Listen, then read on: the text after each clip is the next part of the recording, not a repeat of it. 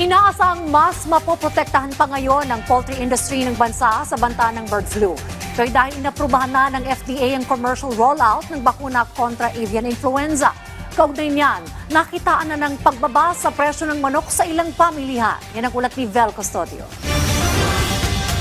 Laging kasama sa listahan ng bilang ni Lucy ang manok. Sa kanyang pamimili sa Mega Q-Mart kanina, ikinatuwa niya nang makitang bumaba ang presyo ng manok. Weekly kasi kami bumibili ng mga ulam namin.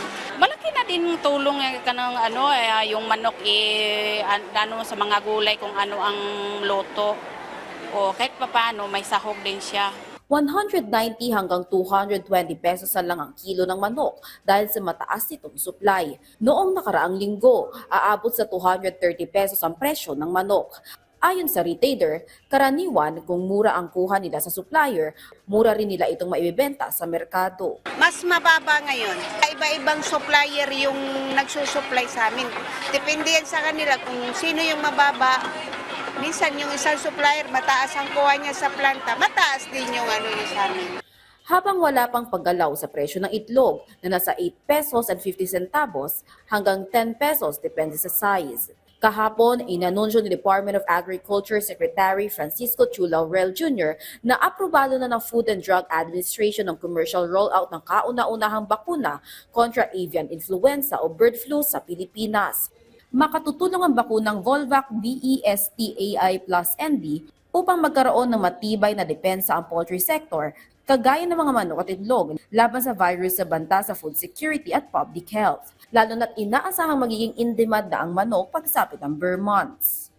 Para sa ating sa chicken industry natin, definitely it will bababa ang risk nila, yung kaba, no? At mas lalakas ang loob na mag-invest ulit at mag-repopulate at magparami pa dahil mas hindi na delikadong ma-wipe out sila o mabangkarote na tinatawag natin.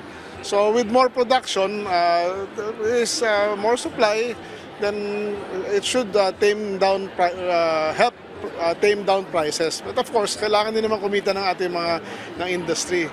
Pero more production is always the susi sa lahat ng mga price issues natin. Umaasa naman ang United Broiler Raisers Association na dahil may bakuna na kontra bird flu, ay mas magiging mabilis na rin sana ang proseso ng value chain.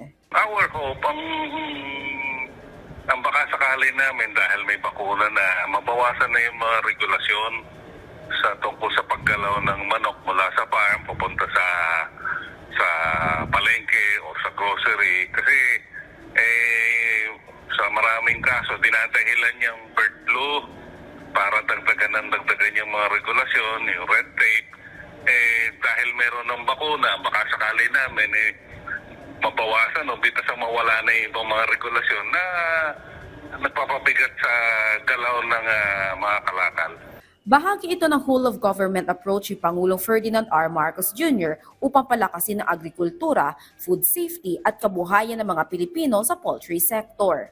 Vel Custodio para sa Pambansang TV sa Bagong Pilipinas.